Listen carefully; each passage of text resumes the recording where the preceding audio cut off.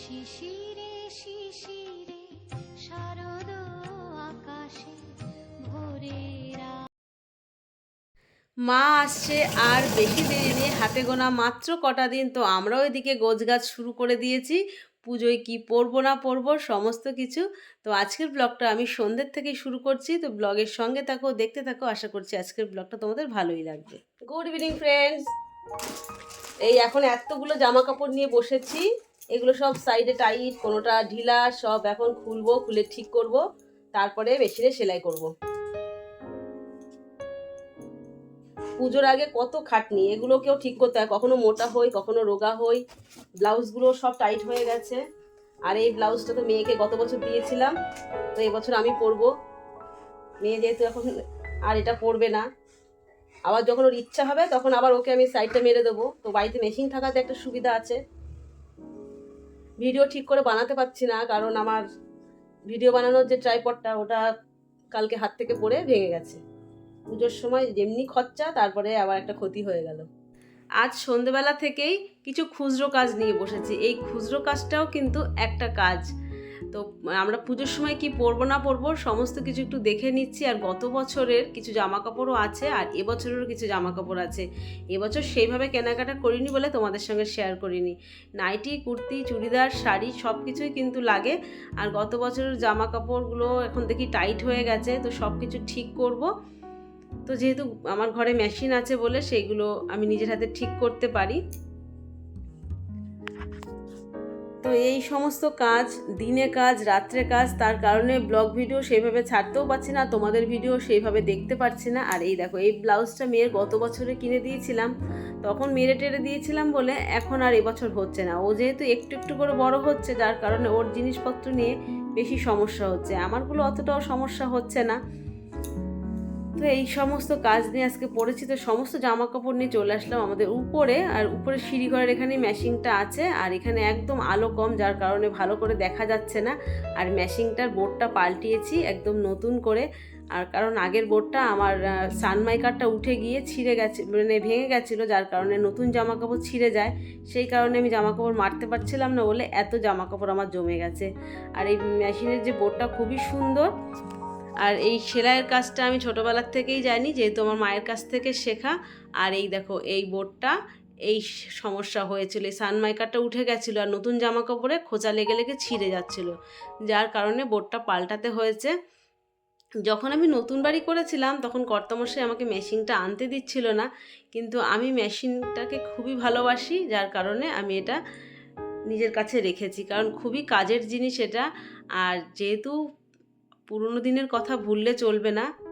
আমি যতই এখন ভালো থাকি না কেন, আমি সেদিনের কথা আমার আজও মনে পড়ে। একটা সময় ছিল যে মা আমাদের মেশিন চালিয়ে খাইয়েছিল, তো সেই কথাটা ভুলতে পারি না। তো মেশিনকে আমি খুবই ভালোবাসি আর খুবই কাজের জিনিস আমার। তো আমি এখন সমস্ত জামা কাপড়গুলো মেরে নেবো। আর একটা গায়ে ঘষার খোসাও এনেছি, সেটা একটু সেলাই করে নিলে অনেকটা দিন যায় আর খোসাটা ভালো হয়, সেই কারণে। তো এখানে আলো কম, আর যেহেতু আমার ট্রাইপডটা ভেঙে গেছে, যার কারণে আমি তোমাদের সঙ্গে খুব ভালো করে ভিডিওটা শেয়ার করতে পারছি না। কখনো এপাশে রাখছি, কখনো ওপাশে রাখছি, এইভাবে। তো সেলাই করতে বসেছিলাম সন্ধে 7:30টার সময়। জানি না কখন আমার সেলাইটা হবে। আর এই গায়ে ঘষার খোসাটা সেলাই করতেই পারছি না, কারণ এর মধ্যে না চুমকি চুমকি ভর্তি রয়েছে। কারণ এখন যে চুমকি চুমকি জামা কাপড়গুলো, তো সেইগুলো না খোসার মধ্যে ঢুকিয়ে দিয়েছে, যার কারণে আমার সুইটাও ভেঙে গেছিলো, সেলাই করতে পারিনি। তো তারপরে আবার সুই চেঞ্জ করে আবার নতুন করে আমাকে আবার সেলাই করতে হলো, যার কারণে আমার অনেকটা সমস্যা হয়েছে। আর এই ব্লাউজটা মেয়ে পরেছিল হাতা ছাড়া, আর আমি যেহেতু পরবো, আমি হাতা কাটা কিছুই পরি না। তোমরা আমাকে কখনোই দেখবে না হাতা কাটা আমি কোনো জিনিস পরেছি। আমি সবসময় হাতাওয়ালা জিনিস পরা পছন্দ করি, হাতা কাটা একদম পছন্দ করি না। যদিও পরি কখনো নাইটি। তো একটা হাতা আমার লাগানো হয়ে গেছে, এখনও একটা বাকি আছে। আর এই হাতা লাগাতে এই সময় দোকানে অনেকটাই চার্জ নেবে, তারপরেও আজকে দিলে তোমাকে 1 সপ্তাহ পরে দেবে। তো যার কারণে আমি বাড়ি বসেই সেলাই করে নিই। যেহেতু আমি জানি কম বেশি, খুব ভালো জানি না, কিন্তু নিজেরটা চলে যায়। হয়তো কেউ যদি আমাকে বলে তো আমি সেটা করতে পারবো না, কারণ সেই দায়িত্ব আমি নিতে পারবো না। নিজের কাজটা নিজে করি, খারাপ হলেও আমার, ভালো হলেও আমার। তো ফাইনালি আমার হাতাটা লাগানো হয়ে গেছে, এখন শুধু সাইডটা মারলেই হয়ে যায়। তো এটা সিলভার কালারের ব্লাউজ, এটা সব শাড়ির সাথে মোটামুটি যাবে। আর এটা আমি পরবো এবছর, মেয়েকে গত বছর দিয়েছিলাম। তো স্ক্রিনে দেখিয়ে দিচ্ছি, মেয়ে গত বছর পরেছে, দেখো সরস্বতী পুজোর সময় পরেছিল, আবার দুর্গা পুজোর সময় পরেছিল মেয়ে। তো হয়ে গেছে সব কিছু সেলাই করা, আর এখনও কয়েকটা জিনিস বাকি আছে। তো দেখো কত জামা কাপড় নিয়ে আমি সেলাই করতে বসেছিলাম। আর এই দেখো এই একটা জামা বাকি আছে। এই জামাটা আমার গত বছরে আমি পুজোর সময় নিয়েছিলাম, তো সেটা পরে উঠতে পারিনি, খুব টাইট ছিল। তো সেটা এবছর খুলে সাইডটাকে একদম মানে অন্যরকমভাবে ঠিক করে নিয়েছি, যার কারণে এবছর আমি পরতে পারবো। জামাটা আমি কিনেছিলাম কিন্তু আমি খুব ঠকে গেছিলাম, অনেক দাম নিয়েছিল। সেই হিসাবে এবছর যে জামাগুলো উঠেছে না, তার কারণে আমি মনে করছি আমি অনেকটাই ঠকে গেছি। এখন এই সমস্ত জামা 2000 টাকায় খুব ভালোভাবেই হয়ে যাচ্ছিলো, আর আমি কিন্তু অনেকটা বেশি দামে কিনে ফেলেছিলাম।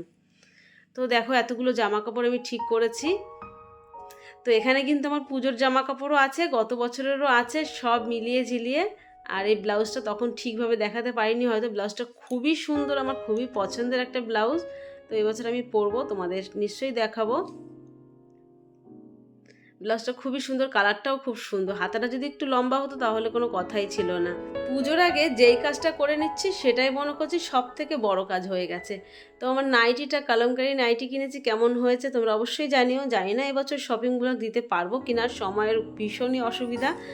তো তারপরে আমি চলে আসলাম সকালবেলা, আজকে আমি ফ্রিজটাকে পরিষ্কার করব। আর আমার বন্ধু সুপর্ণা, ও আমাকে ফ্রিজটা আর রান্নাঘরটা ট্যুর করাতে বলেছিল, সময়ের অভাবে না ট্যুরটা করানোই হচ্ছে না। আর আমি এই সকাল সকাল ফ্রিজটা মুছছি, এখন বাজে সকাল 6:30। আর দেখো সকাল থেকে ঝুপঝুপিয়ে বৃষ্টি পড়ছে, ভীষণ জোরে বৃষ্টি পড়ছে। আর এই পাশে দরজা থেকেও দেখায়, যার কারণে মিঠাই বেরোতে পারছে না, নাহলে মিঠাই বাইরে যায় একটু পটি টয়লেট করতে। আর রূপাও বাসন মাজা ছেড়ে উঠে গেছে, কারণ ভিজে যাচ্ছে যার কারণে। তো রূপাও আজকে অনেক সকাল সকাল এসেছে, ও যেহেতু বিকালবেলা আসতে পারছে না বৃষ্টির জন্য, যার কারণে ও সকাল সকাল আসছে। আর ফ্রিজটা মোছা ভীষণই ঝামেলা, আর ফ্রিজটা আমার ডবল ডোরের যেহেতু, আর অনেকগুলো মানে পার্টস রয়েছে, সবগুলো কিন্তু আমি মেজে নিয়েছি, মেজে আমি কিন্তু ভেতরে ঢুকিয়ে দিয়েছি। সব কিছু শেয়ার করলে ব্লগটা অনেকটা বড় হয়ে যাবে, যার কারণে আমি সব কিছু শেয়ার করলাম না। তো আমি একটা পার্ট করে নিয়েছি, তারপরে আমি যেটা করছি সেটা কিন্তু আমার পুরোটাই ডিপ। আমার একটা সাইড, এই লেফট সাইডটা আমার পুরোটাই ডিপ, আর রাইট সাইডটা আমার নর্মাল টেম্পারেচার। তো আমার এখন ফ্রিজটা বেশি জ্যাম হয়ে রয়েছে, তার কারণ মেয়ে যেহেতু নতুন নতুন কেক শিখছে, ওর কেকের জিনিসপত্র দিয়ে ভর্তি। তো ফ্রিজটা পরিষ্কার করার আগে তোমাদের দেখিয়ে দিলাম, আর ফ্রিজটা পরিষ্কার করার পরে তোমরা দেখো। তো এইভাবে আমি গুছিয়ে নিয়েছি, সব কিছু দেখা যাচ্ছে না, ভেতরটা কিন্তু অনেকটা জায়গা আছে। আর টেবিলে পাতা যে মানে পেপারগুলো, প্লাস্টিক পেপারগুলো, সেগুলো কেটে কেটে ফ্রিজের মধ্যে আমি কাটিং করে করে বসিয়ে দিয়েছি, যার কারণে কৌটো যাই হোক টেনে টেনে বার করলে না কাচে দাগ পড়বে না, এই কারণে। আর ফ্রিজটা আমার খুব মানে তাড়াতাড়ি মোছা হয় না, অনেক দিন পরে পরে মুছি, আর মুছতে ভীষণই সমস্যা, আর খুব আলস্যও লাগে। তো আমার ফ্রিজে খুব বেশি জিনিস রাখি না আমি, আমার যেহেতু রেগুলার রান্না হয়ে যায়, যার কারণে বেশি কিছু রাখতে হয় না। বেশিরভাগ জল, দুধ আর ডিম এটাই থাকে, আর কিছু বাটা মশলা, মেয়ের কেকের কিছু ক্রিমও এর মধ্যে রয়েছে, আর এটার মধ্যে থাকে আমার সবজি, আর তার নিচেরটায় থাকে হচ্ছে আমার ঠাকুরের ফুল। আমি কিন্তু ফ্রিজের মধ্যে ঠাকুরের ফুল রাখি। অনেকেই তোমরা বললে ফ্রিজের মধ্যে মাছ থাকে আবার ঠাকুরের ফুল রাখো। হ্যাঁ, আমি ফ্রিজের মধ্যে মাছ থাকে তবুও আমি ঠাকুরের ফুল রাখি, কারণ একটা ঘরের মধ্যে যদি পায়খানা, বাথরুম, রান্নাঘর সবই থাকতে পারে, তো ফ্রিজের মধ্যেও থাকতে পারে।